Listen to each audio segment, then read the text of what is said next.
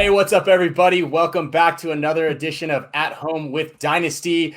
I've got a legend, one of the original members of Team Dynasty, old school player, Rodney Squires.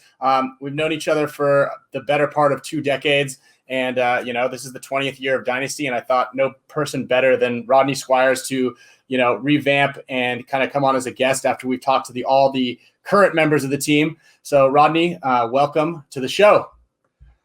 Hi, everyone. So Rodney, I want to start off with, one of the cool memories that I have is when I was still, 16 or whatever, working at the paintball store when paintball publications. So my first, interaction, and I don't even call it wasn't even an interaction. It was me seeing Rodney you used to be in all those really cool ads. I thought they were cool, where it was you like standing around a ton of gear. Like it was, I don't know how do you describe, you know what I'm talking about, right? Yeah. It was like you were, a full page ads. Yeah, we did a number of different ads for Glenn Forster used to work at Tasso. We did a ton of ads for there. I worked at Smart Parts for a while and did a number of ads and was in all the catalogs for Smart Parts when I played back with the All-Americans and stuff like that. It was fun times. Yeah, man, I always thought that was so cool. And just to see, I don't know, as a kid, you see all the stuff that's in the store or whatever. But when you see an actual pro player standing and it was you're marketing all that gear, it's something that they don't do anymore. And I think that was a lost art. And obviously something that JT did really well also, kind of as you transition from, I guess, the East Coast and then you moved to Southern California. You worked at JT USA for a long time, right? Yes. Yeah. That's kind of, and I worked with you there, but you were like the head honcho of the sales department with you and Chuck. Yeah. Yeah. Chuck brought me in 2001. And he was like the director of sales and I was the sales manager at the time. And it's funny how we had people like Travis Lemansky that was a sales rep there, and a number of different, players and different things that went through JT, and it was fun times. Mm-hmm. Yeah, I wasn't anything high up. I had to call the credit card company. I remember my job was customer. I worked underneath Marla in the customer service department, and basically anytime there was a credit card order, I would have to call the issuing bank, read off the numbers, read to the bank, and see if their card would be approved for the amount or something like that. It was such an archaic way of doing things. And so every single order that came in on a retail side, I'm pretty sure, I had to call every single credit card in and be like, is this going to be approved? And they go, yes. I go, okay, I have another number for you. Is this going to be approved? Yes. Okay, I have another, and it was, that job sucked. Yeah, no, it's just amazing.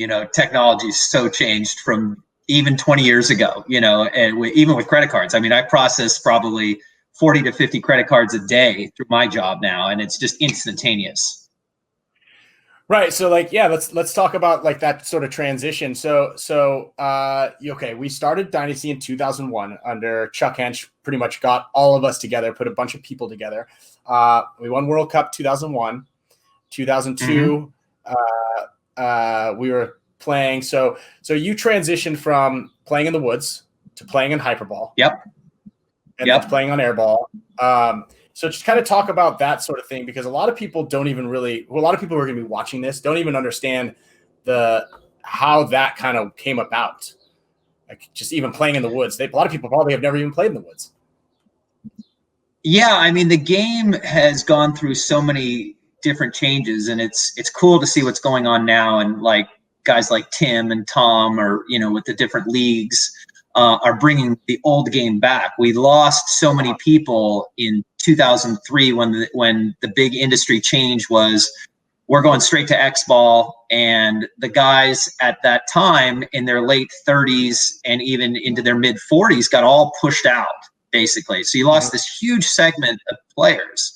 So, but stepping back, I mean, I started in 1985 playing the game of paintball. I mean, it was totally different, going into the woods actually with a pistol and painting your face, you know, with just some goggles and, you know, running out to the place scared mind and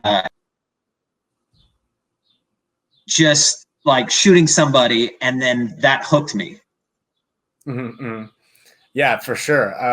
That's funny. And so actually pushing people out, that's kind of like, well, pushing people out, I hate saying it like that way, as the transition from us, like younger kids, joining with you guys, and like kind of, we really redeveloped the whole sport, and kind of learning from you and Chuck and Brad. I think you were the 3 oldest kind of veterans, right? Who else do we have that was like considered a veteran that was in charge? Glenn came on.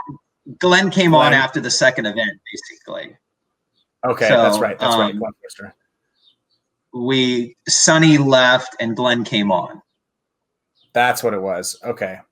And so, yeah, I mean, after 2001 and 2002, we started winning a little bit more events, but I think at the end of 2002 and like into 2003 and 4 was when there was like a real whirlwind. Like you said, that's kind of when it went from, you know, hyperball and a mix of airball to just straight X-ball type of fast-paced stuff. And we were traveling over to Europe 5 times a year at least, and then we were doing 10 events in the U.S. I want to talk a little bit about Europe and just how old were you? I don't even know. How old were you when you were basically the manager, like the responsible guy? So at that time, I would have been just in my early 30s, basically. When you guys were like, you know, 15, 16, 17, 18. I mean, we're all over 18. Okay, well, you sure didn't act like it. Yeah, that's true. I mean, I can remember what year was Mardi Gras that we went, and I remember basically carrying Brian Cole onto the plane to get us home. And the lady said, "You can't bring somebody on a plane that inebriated." And having to help him get to his seat. And then I think he just passed out. And then magically we ended up back, you know, in San Diego. And then I had to pick him up and kick him off the plane. Well, we left Brian Cole in Portugal. Remember that? Oh, no, I remember that. I left him in Portugal. Yeah. He wouldn't wake up, and we came home. So we went out with Hugo and his whole crew in Portugal.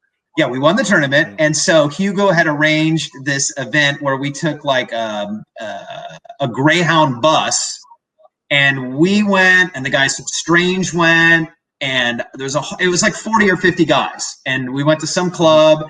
And then came back, and then we were literally going to leave within 2.5 hours. And I told everybody, don't go to sleep. I said, don't go to sleep. I said, if you go to sleep, it's gonna be crazy. So sure enough, I roll into Alex and Brian's room and trying to get them up, couldn't get them up.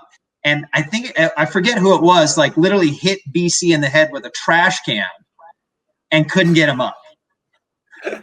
And so we just said, forget it. I get to the airport, and it was a connection up through London and then across. And when we land, I think we landed in Chicago, my phone was blowing up, and it was Brian Cole's mom just yelling at me, how dare you leave my son in Portugal? And I was like, I had to go. I had to get back for work. Totally. Yeah. Not your fault. Anyway, you can't tell her your son was passed out drunk in the bed and just wouldn't wake up. Yeah, that was fun. I mean, the stories that the team has from like all these events, you know, even going from in Toulouse, probably even the same year. I remember when the van door broke off. Chuck, it would have been in 2001 probably, because I remember I'm pretty sure Sonny Lopez was there. I remember, and Chuck broke the door off of the thing, off the rail, and like he had to come up with some crazy story pretending to, like, do you remember that? Yeah, well, so that was the year before you guys went. I had to stay back at JT, but then the subsequent year, I think the next year was when I went, and we were just talking about Portugal. That was the one where we did the Dukes of Hazzard jump with the minivan in Portugal, and I blew out the whole bottom of the transmission basically, and the rental car company came to the hotel to pick up their van and was flipping out on me. It was like, how could you do this? The car only has 5,000 kilometers. What happened? And I said, I don't know. Yeah, I mean, and it was funny too, because back then, just like, well, a lot of the things were funny, and just like, I think that the way we found, if I can recall it well enough, is like the reason we'd find a lot of these spots and like get into these problems or these situations is there was no, like, you couldn't just turn your phone on and go onto Google Maps. Like, we would have to have like maps printed out, and you'd have a stack of maps saying this is how we're going to get to the hotel from whatever maps.com. And this is how we're going to get to the hotel to the field to the hotel, and the hotel to the airport, and the airport to the field. And that, like, you just have a couple of like loose plans, and we would get lost all the time. Europe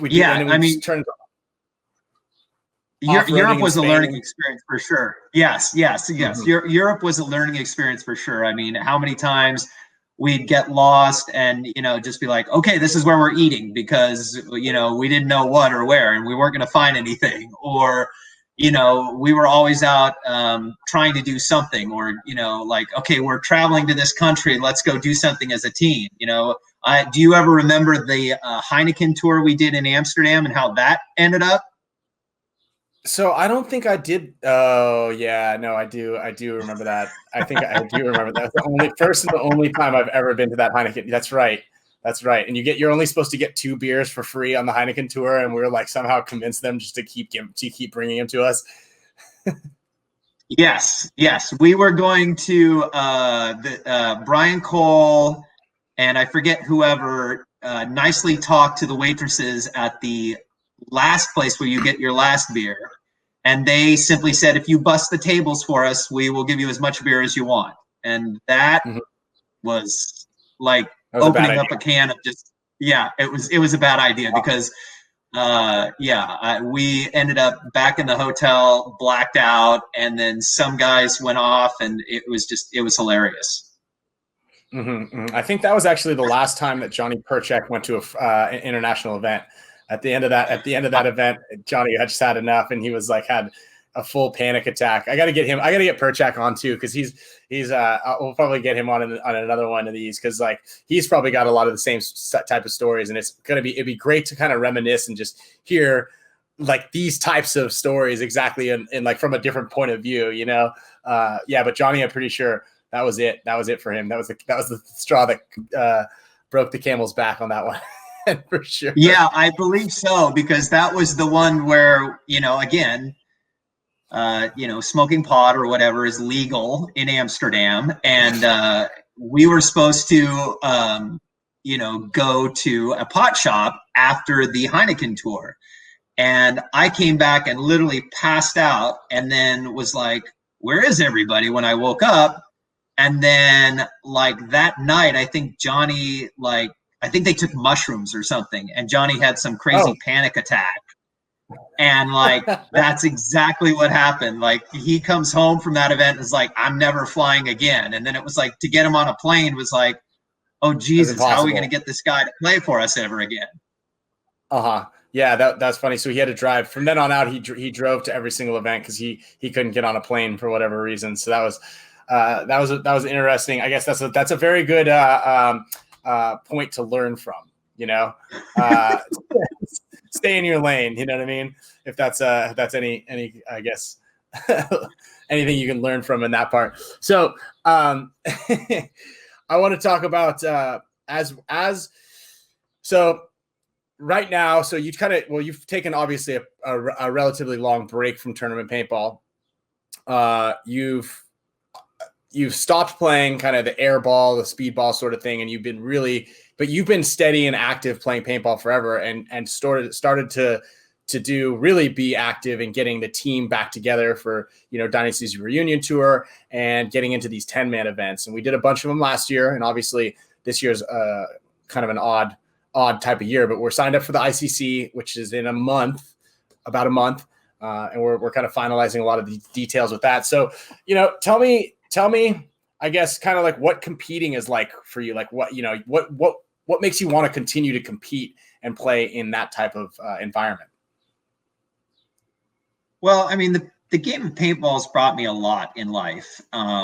It's directed me to meet different people, and it's opened and closed a lot of different things, even with the business that I'm in today.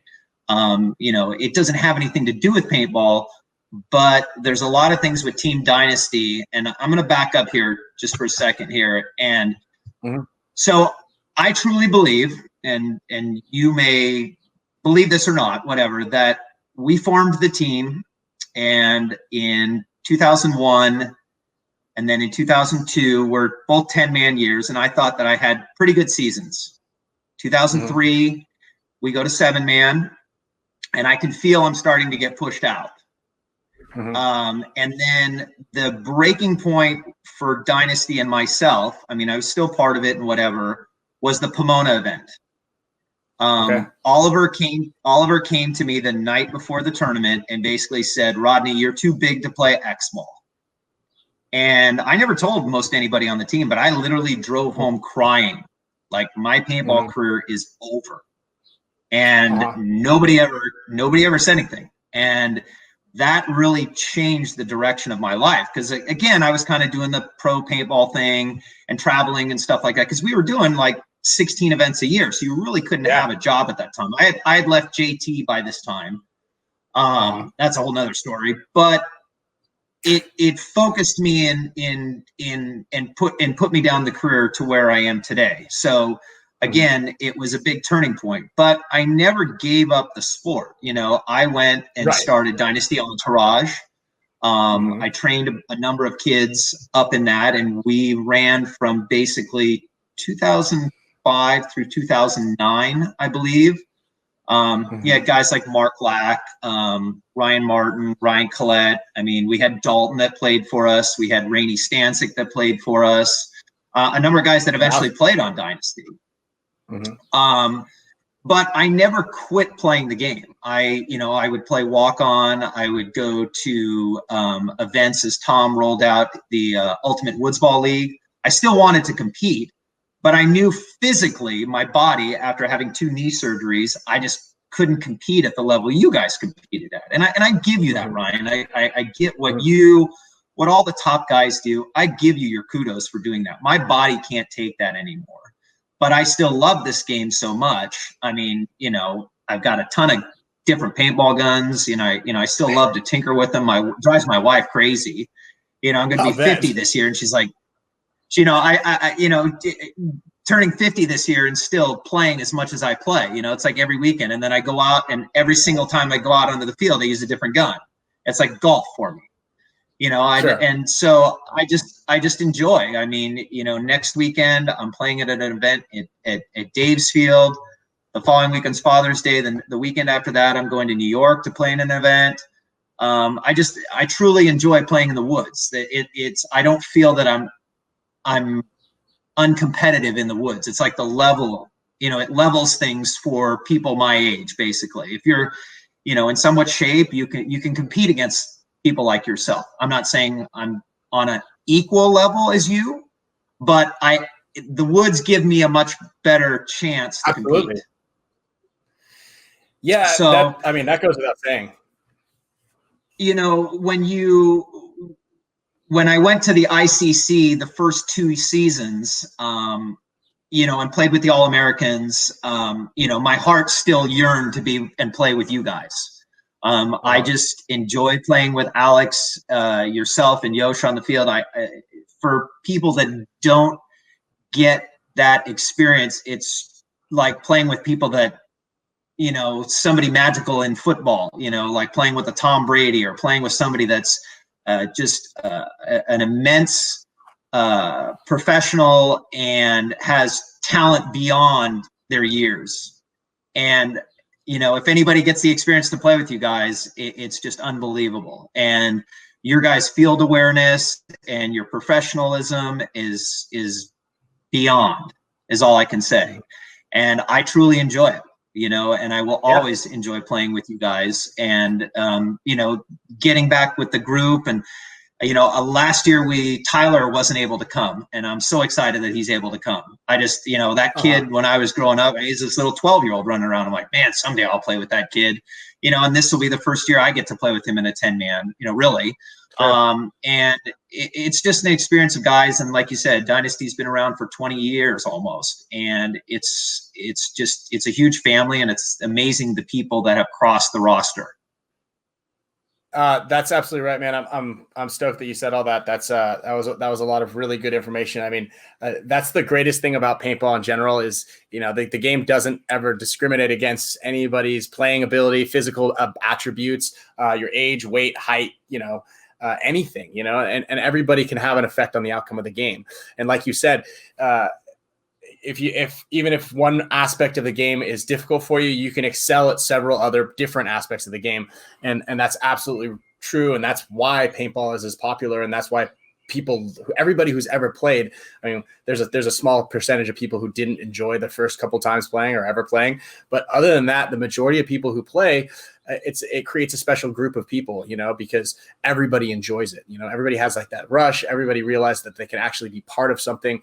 And I think that is very powerful. And actually, I'm stoked. And I know talking into as much grief as we give you a lot of the times for putting like, all these events going together and like, okay, Rodney, I know it's only February, just chill. ICC is not till August, man. Stop texting me about this 10-man tournament in August. So as much grief as we give you for preparing and tinkering, and, like, hey guys, there's this new trigger. Everybody's got to get this new trigger. All right, man, you got it, dude. All right, just chill. But like, okay, we'll get the new trigger in our Emacs or whatever gun we're going to use.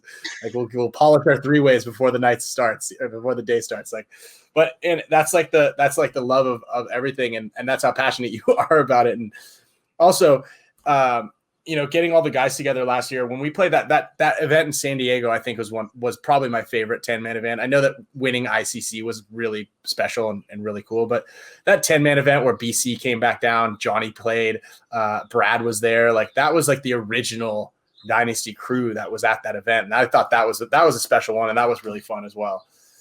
And I did. So one thing, everybody who's watching, that Rodney touched on, which I think is funny, and it's his nickname. So Rodney loves to tinker with guns. Like that's his thing. His nickname is the Repairman. We actually should have put Rodney the Repairman Squires. And he puts it in his signature. I have a signature I'll bring up here in a second.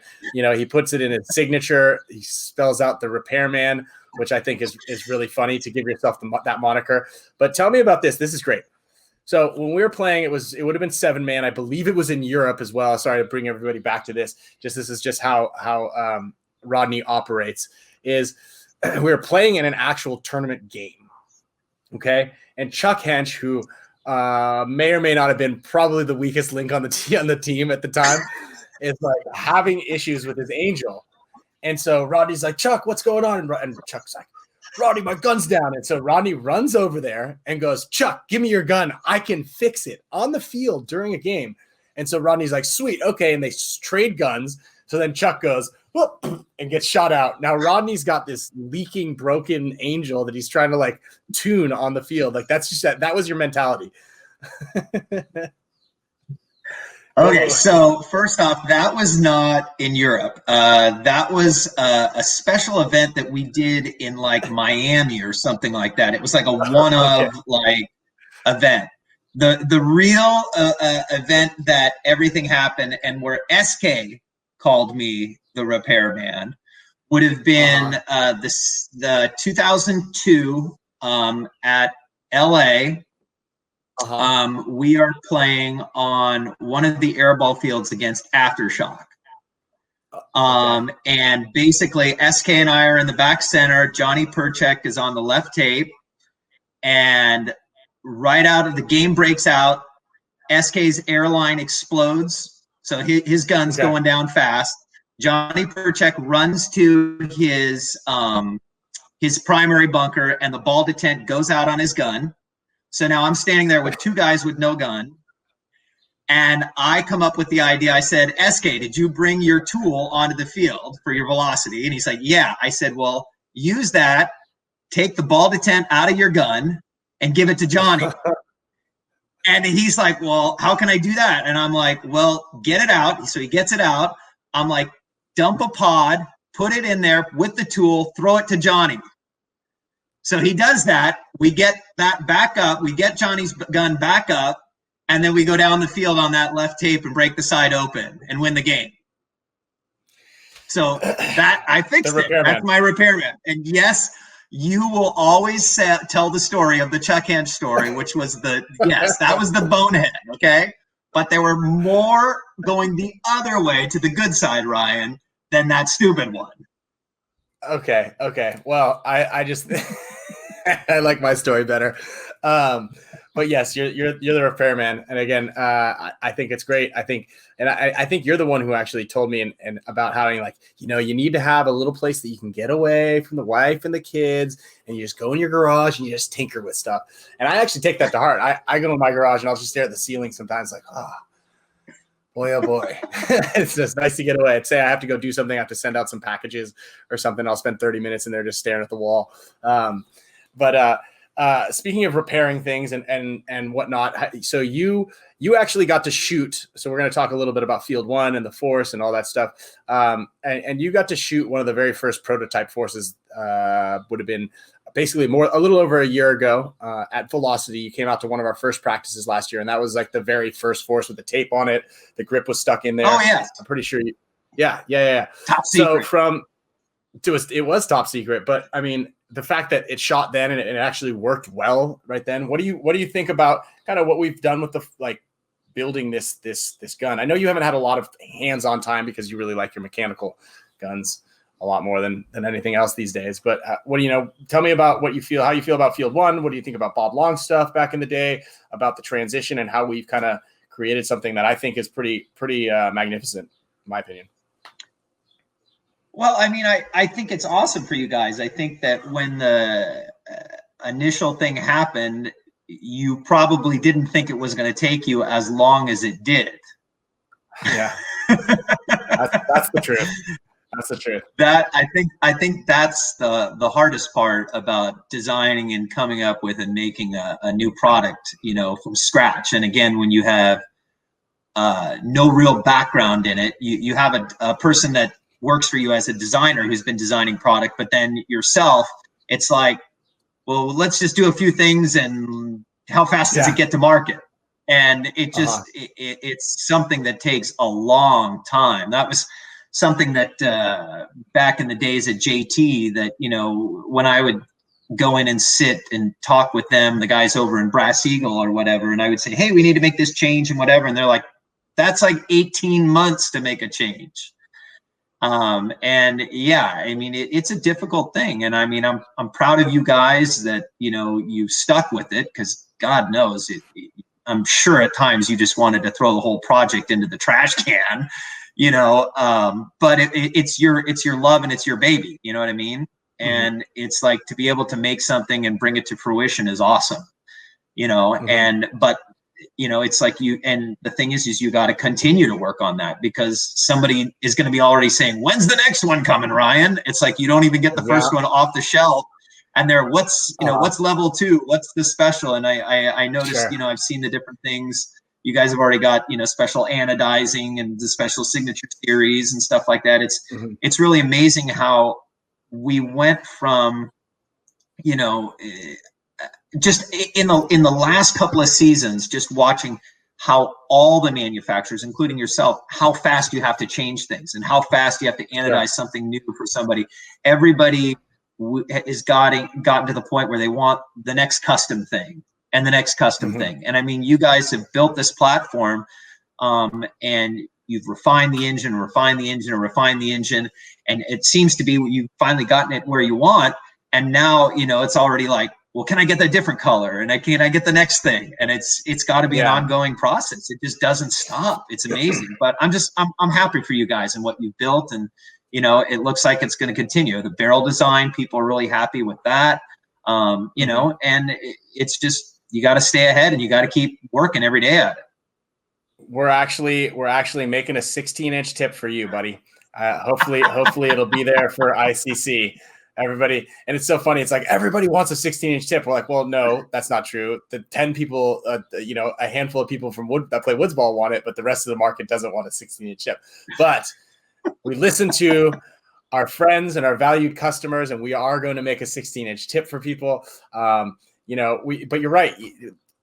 Just constantly staying ahead of the curve, and a lot of the stuff that people have problems with, they're like, oh, it's not toolless. I can't take the eyes off that quickly. And we're like, well, that's true. That's something that we wanted to we just kept it how it was using a tool because we focused on making other features on the gun better, right? So our bolt system is leaps and bounds better than any other bolt system that's on the market right now. I think the one up at the shop, Yosha's Shot, they have like 100, almost like 150,000 shots. I want to say over 130. I know that 1,000 shots with it hasn't been greased, just without being greased. So to be able to say that we made a very, very high quality, high end gun. It's made in the U.S.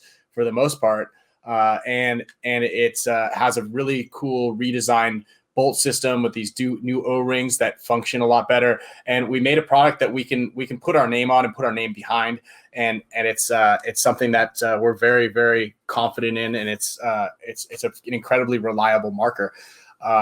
And yes, you're right. We're constantly listening to people, and we're constantly making tweaks, and hopefully we're going to have something new out or something changed here and there to keep to whet everybody's appetite. What would you like to see from us? What do you want? Do you want a mechanical gun? You want a mech frame on this thing? I mean, I guess eventually, you'll have to make one with everything going the way it's going. I mean, it seems to be that's a part of paintball that's going to come back. It's going to be an interesting, 12 months, where everybody goes. Hopefully, we didn't talk about it really, but these last 90 days have been definitely a trying time for the whole world, and hopefully it looks like more and more things are getting opened and whatever, and hopefully we'll get back to playing. I mean, it's kind of crazy that the whole NXL season had to shut down. That's just unbelievable. Well, and we are getting ready to play. There is going to be the regional events, but yeah, you're right. Yeah, I mean, it just, we've been going through some things that, nobody's ever had to go through. And so now we're in a situation where it's like, it seems like we're starting to come back, and, hopefully these events, I'm really looking forward to the ICC. I know a lot of people are going to be there, that can't even play. They just want to come out and see everybody. And it's truly like a festival. It's going to be a World Cup to its own. And it's going to be crazy. Who knows what happens this year? I mean, I think the World Cup this year is in November. I mean, how big could that thing be now? Right. Well, I mean, just judging from you've been playing a little paintball here and there. I mean, just judging from how many people are at the fields now, how quickly, as soon as Tim's event sold right out, there's going to be a lot of people that want to play now. Are they going to be able to come? We have the summer camp in Boston where we've basically sold 50 spots. There's only 40 allowed there, but because so many people couldn't come up to the event, South America, you can't fly, you can't leave the country until end of August or something like that. So a lot of people have been having to cancel, but the event, the summer camp just keeps filling up. As soon as a spot opens up, someone else is there to jump on it. So, you're right. I'd be interested to see. And I talked to Harris Hussein from New York Extreme on Monday, and he was saying their team is planning on playing on all 3 regional events. They're going to put a divisional team in all 3 regional events. So there's people that are ready to play paintball. They just need a place to go. Oh, absolutely. I mean, that's why, I'm doing as much traveling as I can. I mean, I've been, held up at home, and like it is. I mean, I'm like you. I don't go to the tournament field, but I go to a field at least, every weekend. And it's like, I'm just trying to get out. I mean, the one thing, Southern California is we don't have, and I think the big reason why I like to play in the woods and why we always did was, you go to a different part of the country and it's a different field. You know, what you guys Different play terrain, on the right? airball field. Yeah, when you guys play, you know, in the airball field, it doesn't matter whether it's in Japan, Saudi Arabia, it's the same field. It's just laid out differently. But when you go to Boston and you play up in the hills and the rolling, you know, rocks, and then you go to New York, it's different, and Florida is different, and Chicago's different, Texas is different. It's terrain that's different, and that's Sure. what we like to do. Yeah, I think that's you know, and like you know, that's anytime I get a chance to go play a big game, for sure I'm in it. And I love the woods. I love playing in the woods. And for everybody who's listening, you know, one of the things, if you could take anything away from this, obviously, you know, playing with your friends is a big aspect, big important takeaway here. And you know, just making sure you're always having fun playing paintball. But honestly, you got to go and play paintball in the woods from time to time to remember, just to kind of like realize where paintball was born. And on top of that, it changes up your whole entire environment. It changes up your dynamic, and it forces you to become more creative, in my opinion. And I've actually said that. I've made lessons about it on BKI. I've said it hundreds of times. That's also why I always urge people when I'm going to these big games is like, it doesn't matter if you're a tournament player. Like, come out there and play, and I really do. And you see, this is what I love doing the most, is kind of like arguing with Glenn when we go out to these 10-man things. But like, it forces so many people to have all these different ideas about how to play and what to do and how creative can you get. I mean, I'm gonna pat myself on the back for that. What the Moundsfield game plan that we came up with last year, where we just steamrolled team, right? Talk to me, huh? Yeah. No one saw it, but it's like, but we have everybody's conflicting. I'm going to go up here and, you know, shoot over this little branch that I twigged that I broke, and it's this and it's that, you know, and it forces so much more creativity than, you know, I played Axel Gaudin's NXL mock layup last weekend, and there was one game plan that you could do, and we just did that over, and I went to the same bunker 20 times. There's nothing you could do on the field. It kind of was super lame. So, and I know that some woods ball fields are like that, but and each event changes. But like, when you play out in the woods, there's so many different variables, and there's so many different things you can do in it. And I mean, I absolutely highly recommend that. It doesn't matter what your skill level is, play both formats.